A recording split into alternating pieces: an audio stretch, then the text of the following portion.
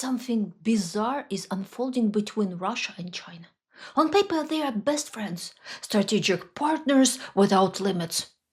But look closely, and the story gets weird. Russian media gushes over China, painting Xi Jinping as a wise and powerful leader, Russia's best hope against the West. But in Beijing, it's all business. Careful language and subtle signals that China's not planning to risk much for its troubled neighbor. It's almost comical. Russia looks like a woman proudly telling everyone she's about to marry the guy next door just because he once borrowed her a screwdriver. So, what's really going on here?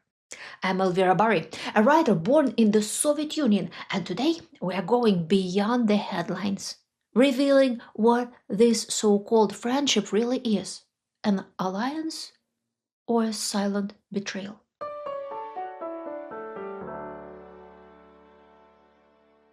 Modern Russia and China have a lot in common.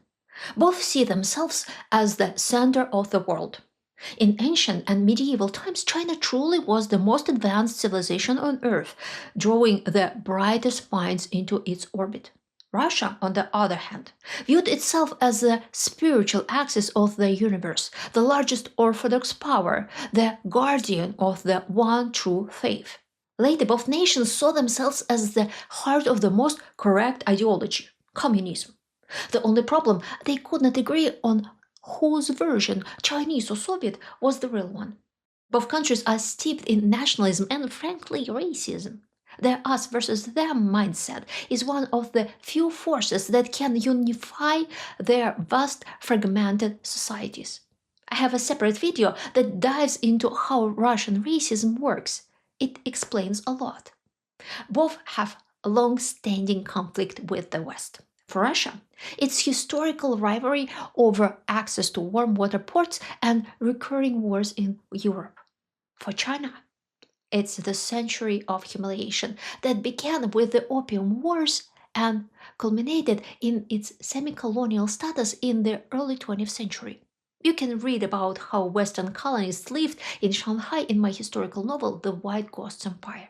Both nations were shaped by communist philosophy, underwent cultural revolutions, endured totalitarian regimes, and paid a horrific price.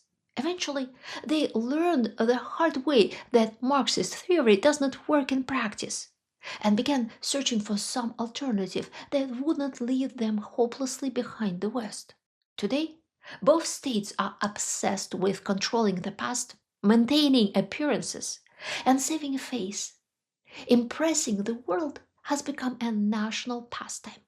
That's why we get mega projects, glittering Olympic ceremonies, and intimidating military drills. On a personal level, it manifests as consumerism and performative wealth. Russians and Chinese alike love luxury brands, measure success in money, and constantly show off, mostly to themselves. Despite all their anti-Western rhetoric, both societies still crave Western validation. An artist is considered truly successful not when they top the charts in Moscow or Beijing, but when they win an Oscar in so-called cursed America.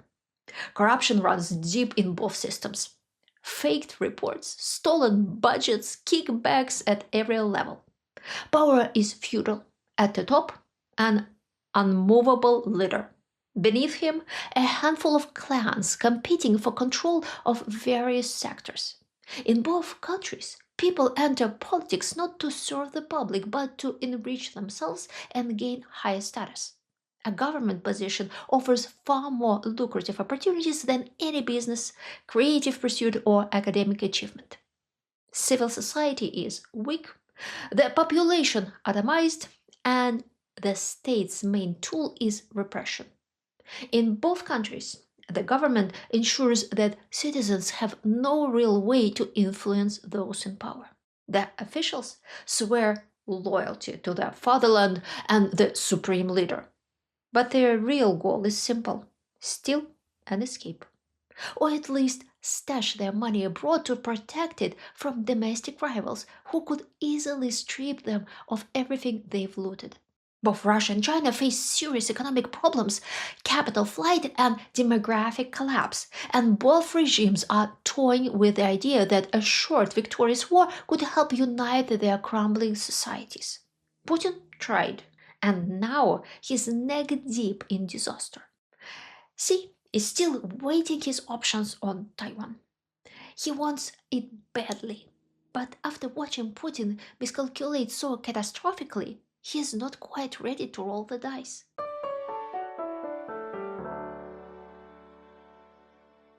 The most important thing uniting China and Russia is not love, trust, or shared history. It's a common goal to maintain authoritarian control while keeping the economy alive.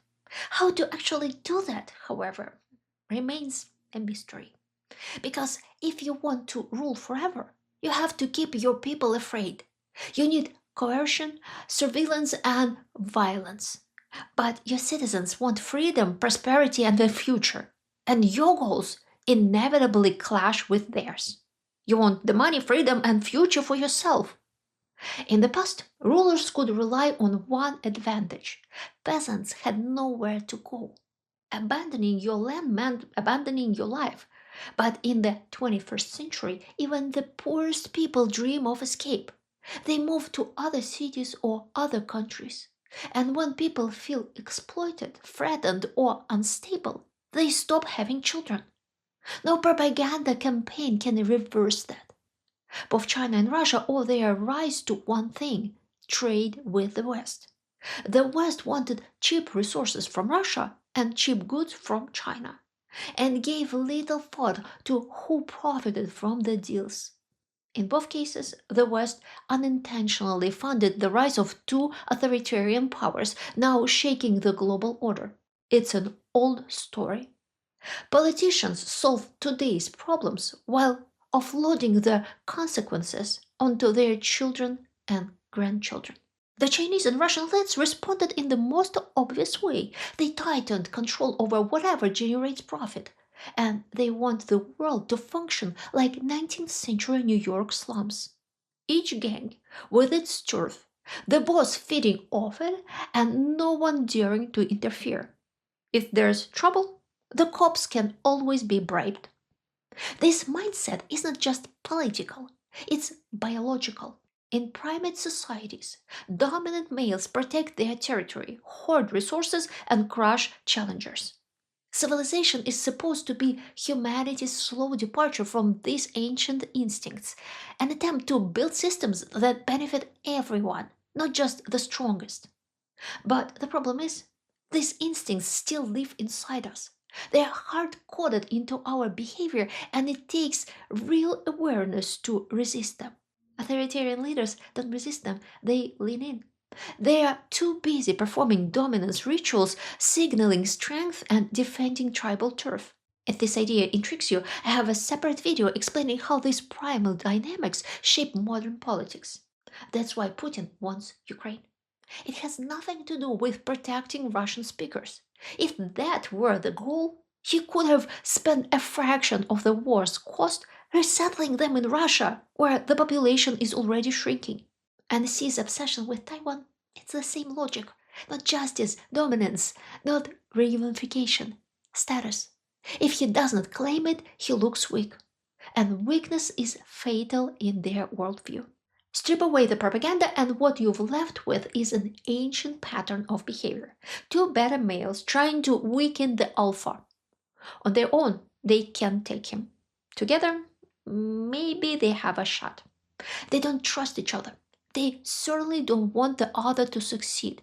But right now, the alpha, Washington, is the biggest threat to their rank. And so, they strike a deal. A temporary alliance. A pact not of friendship but of strategy. A very old instinct dressed in modern suits.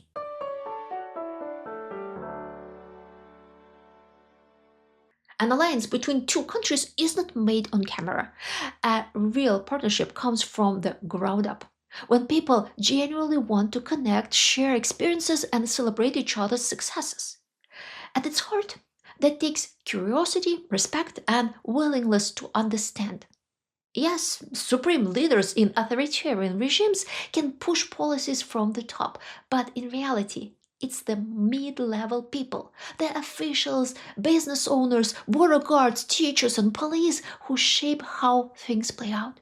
If their leader says, "Trust our neighbor," they'll nod and say, "Yes, sir," and then quietly do whatever seems best for their own situation. That's why it's so important to look beyond the headlines and examine the real fabric of the relationship. In the case of Russia and China, despite their enormous shared border and constant declarations of strategic unity, the truth is striking. The two societies barely know each other, and that ignorance goes all the way up the chain of command. Why? Several reasons. First, Russia's border regions with China are sparsely populated. Most Russians live in the European part of the country. That's where decisions are made, and that's where the focus stays. In short, the people managing Russia's China policy rarely interact with China at all. Second, the language barrier. Young people in both countries study English. Chinese students often add Japanese or Korean. Russian? Not a priority. Only a small number of specialists and border traders speak it. And in Russia, the number of people studying Chinese is also tiny, mostly limited to business people with direct trade interests. Third, the education gap. Chinese students learn a simplified version of Russian history. 1917 revolution, World War II, collapse of the Soviet Union. Everything else, imperial expansion, the Gulag system, Putin's state, is conveniently left out. Russian students get even less.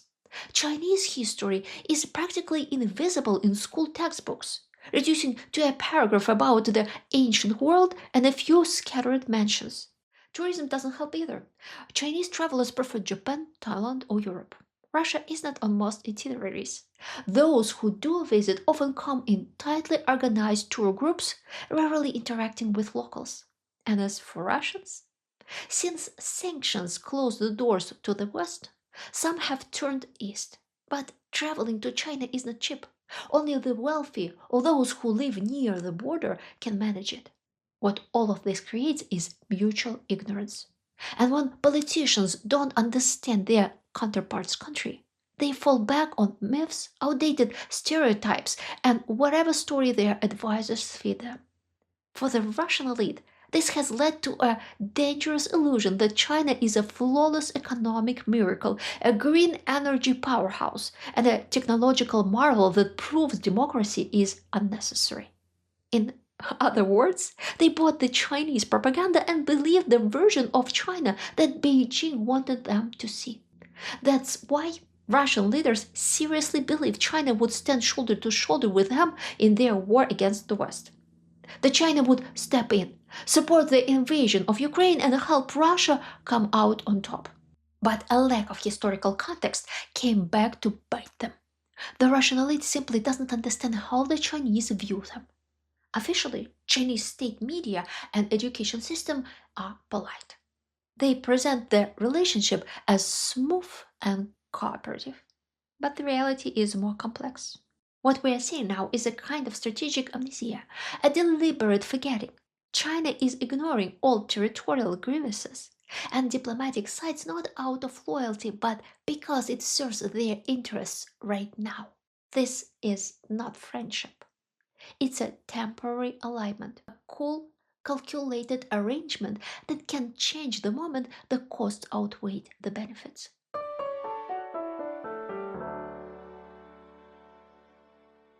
Despite the polite language and staged summits of today, the history between Russia and China has been anything but smooth. In the mid 19th century, China was collapsing under the weight of military defeats and civil unrest. Russia took advantage of the chaos, seizing vast territories in the northeast. Today, the Kremlin publicly praises China, but don't be fooled. Russian conquests are not seen as shameful, but as points of pride. Need proof? Look no further than Russia's largest banknote. The 5,000 ruble bill features a statue of General Nikolai Muravyev-Amursky, the man responsible for the annexation of Chinese lands. That image says everything about how Russia still sees its neighbor. In the early 20th century, the violence continued. In 1900, in the Russian city of Blagoveshchensk, thousands of ethnic Chinese were massacred. Estimates range from 3,000 to 7,000. Chinese bandits retaliated, robbing Russian trains and steamboats. Russia responded with machine guns and raids on villages. No one showed mercy. Facing a labor shortage during World War I, Russian contractors imported tens of thousands of Chinese workers. But after the 1917 revolution, when wages stopped, many of them joined the Bolsheviks as enforcers and helped suppress Russian opposition. I describe this period in detail in my historical novel Russian Treasures. Throughout the 1920s, the Soviet Union actively tried to ignite civil war in China, hoping it would lead to a communist victory. Moscow's logic was strategic. If China, a critical part of the global economy, could be pulled out of the capitalist world, Western economies might collapse. That would trigger revolutions in Europe and America, and eventually the whole planet would become a single Soviet led communist state. To achieve that, Moscow played both sides, negotiating with the ruling government in Beijing and the communist opposition in the south. The result? Mass terror in China. But Soviet leaders didn't care. Their racism combined with ideological zeal left no room for moral restraint. Anyone who resisted was a heretic, expendable. Even after Mao's communist regime took power, relations with the USSR were rocky. When Stalin died and his successors denounced his cult of personality, China rejected the move. Mao wasn't ready for that reckoning. His Cultural Revolution, man-made famines, and mass purchase were still ahead, mistakes the USSR had already lived through decades earlier. But neither country really understood the other. They took each other's propaganda at face value. The real conflict between Moscow and Beijing, as always, came down to primitive dominance games, this time over who would lead the communist world. Despite all the Soviet aid, money, weapons, and advisors, Mao had no intention of being anyone's junior partner. Moscow was outraged. In 1969, tensions escalated into an actual border conflict. Soldiers died on both sides. The final split came in 1972 when US President Richard Nixon visited China.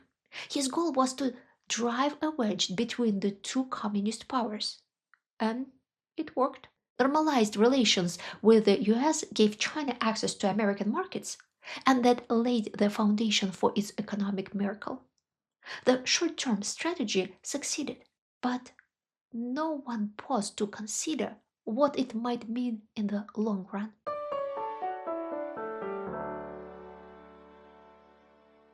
Since Russia's invasion of Ukraine, Xi Jinping had raised countless toasts to no limits cooperation. But has China actually invested in Russia's future? Not even close. Direct investment dried up after 2022. No major new deals have materialized. Even Moscow's requests to issue yuan-denominated bonds was quietly blocked, a clear vote of no confidence. For all the summit fanfare, it's mostly theater. Trade continues, but on China's terms. Walk into a Moscow car dealership today, nearly every model is Chinese. With Western brands gone, 90% of Russia's imported cars now come from China, and average prices have nearly doubled. Russia sends crude oil, metals, and timber cheap. China sends back electronics and machinery expensive.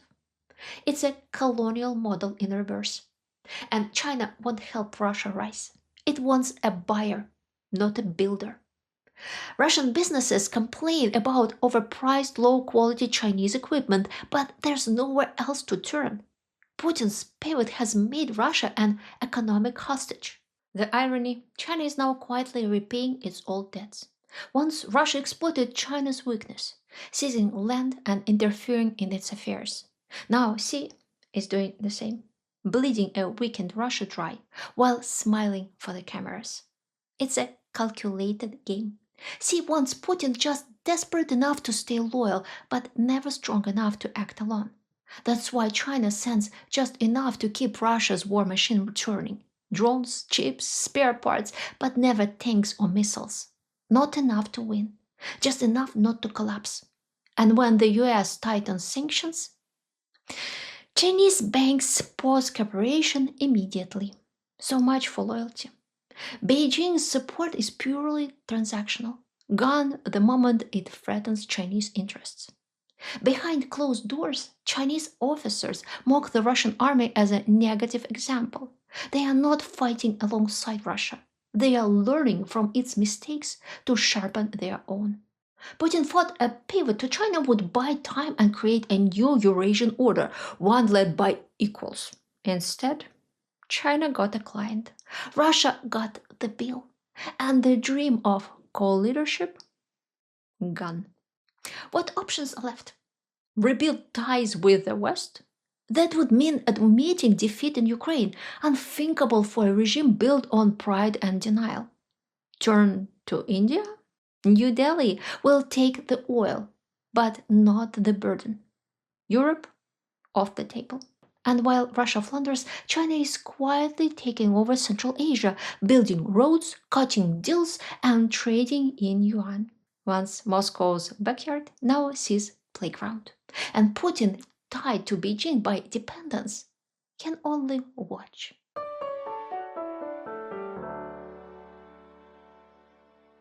Western strategists often wonder, can Russia and China be split? Can clever diplomacy pull Putin away from Xi? No, not while these two men remain in power. Some argue the West should offer Putin a way out, the same way it once helped communist China open its economy. But here's how I see it. If you rescue a dragon, don't expect it to become friendly. He's a reptile after all. It won't roast marshmallows with you. It'll recover and return to his old ways, deadlier than before. Putin is not driven by compromise or national prosperity. His personality type is hunter-player, a man addicted to the thrill of winning. If you are curious about this personality type system, there's more on my site, elvirabary.com, under the Sphinx method. To Putin, raw dominance is nature's law. Cooperation, mutual benefit, those are fairy tales told by the weak. The West's message must be clear. If a leader behaves like a barbarian, he'll face consequences. Appeasement only rewrites the rules in favor of violence. And China is watching, taking notes on what the world will tolerate. The truth is, the fear of a powerful China-Russian alliance is overblown. There's no foundation for lasting friendship. Russian elites have nothing to offer Beijing but cheap raw materials. And public sentiment at home is either indifferent to China or quietly afraid of it. On Russian social media, talk of becoming a Chinese colony is common. And it's not satire, it's fear. Even the most hardened supporters of the war in Ukraine understand that China holds Russia's economic lifeline. If Beijing cut off the supply of cars, machinery, or drone parts, the Russian economy would collapse in weeks. And here's the final irony. Russian propaganda spent years warning that the evil West would come, loot the country, and impose its will. But in the end, it was not the West, it was China. Oops. If you found value in seeing behind the headlines, please subscribe, like, and share. It helps get these stories to more viewers who need clarity in chaotic times. Want to support my work directly? Join my think tank by clicking below or simply buy me a coffee. Your support truly matters. Thank you for watching.